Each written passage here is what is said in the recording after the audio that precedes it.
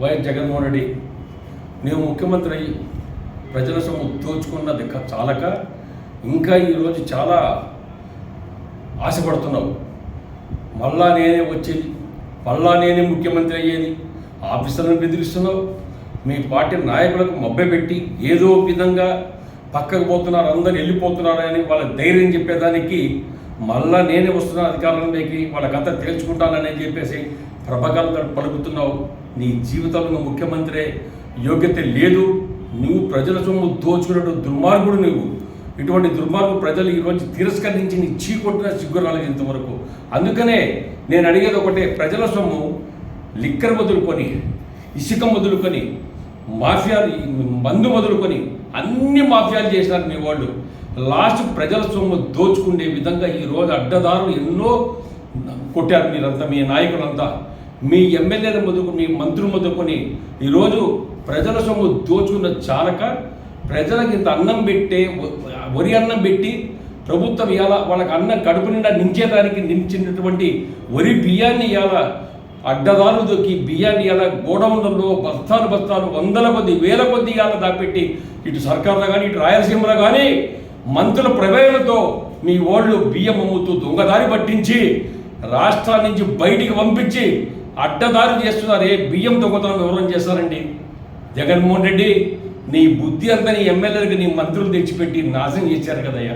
పేద ప్రజల అన్నాన్ని ఇలా పొట్టగొట్టి ఈరోజు బియ్యాన్ని కూడా దొంగతనం చేస్తున్నారంటే ఇంత దుర్మార్గం ఇంతకన్నా ప్రజలు మిమ్మల్ని క్షమించరంగా.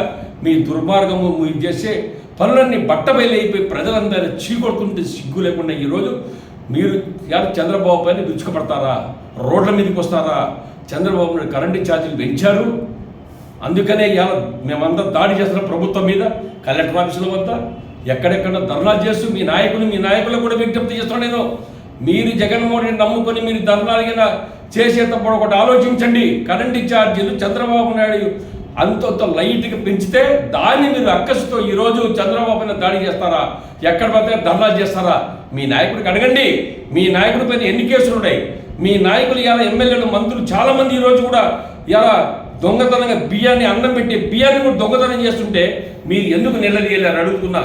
ఇవాళ జగన్మోహన్ రెడ్డిగా మాజీ ముఖ్యమంత్రిగా ఉండి ఈ యొక్క విషయాలన్నీ రోజు పత్రికలో టీవీలో వస్తున్నాయి. సిగ్గు లేదు ఈ రోజు వరకు మాట్లాడలేకుండా దాంట్లో నీ నోట్ల నుంచి పదమే రావడం లేదు. అంటే నీవే ప్రోత్సహిస్తున్నావు. ప్రజల అన్నం పెట్టి బియ్యాన్ని కూడా దోషేయండి, ఏదైనా చేయండి, మన పార్టీకి డబ్బులు కావాలా? ఇటువంటి నేర్పించేటువంటి దుర్మార్గమైనటువంటి ప్రభుత్వం మీరు చేసినటువంటి అకృత్యాలు ప్రజలంతా గమనించి చంద్రబాబు నాయుడు నీతివంతమైన పరిపాలించినటువంటి ప్రజల యొక్క కోరికను ప్రజల తన్న బిడ్డలా కాపాడుకునే వ్యక్తిని ఈరోజు ఎన్నుకున్నారంటే ఎందుకు మీకు ఇంత అసూయ? కూటమి ప్రభుత్వం వచ్చింది. కూటమి ప్రభుత్వం ధ్యేయమంతా ఒకటే, అమరావతిని పూర్తి చేయాలి, రాజధాని పూర్తి చేయాలి. రాజధాని లేనటువంటి రాజధాని సర్వనాశనం చేశారు. ఈరోజు చంద్రబాబు వచ్చి రాజధాని కంప్లీట్ చేస్తున్నాడు, పోలవరం ప్రాజెక్టు పూర్తి చేస్తున్నాడు. రైతులు ఇటు ప్రజలు ఆదాయాన్ని పెంచి రాష్ట్రాన్ని మరి ఏదైనా సరే ఆదాయ రీతిగా పెంచి ప్రజలను రక్షించేటటువంటి నాయకుడు, మహానాయకుడు చంద్రబాబు నాయుడు పైన మీరు దాడితే మంచిది కాదు. వైఎస్ఆర్ పార్టీకి కూడా విజ్ఞప్తి చేస్తున్నారు. మీటువంటి తిక్క పనులు చేస్తే మాత్రం ప్రజలు మీకు రాళ్ల వర్షం కురిపిస్తాను హెచ్చరిస్తున్నాను మీకు.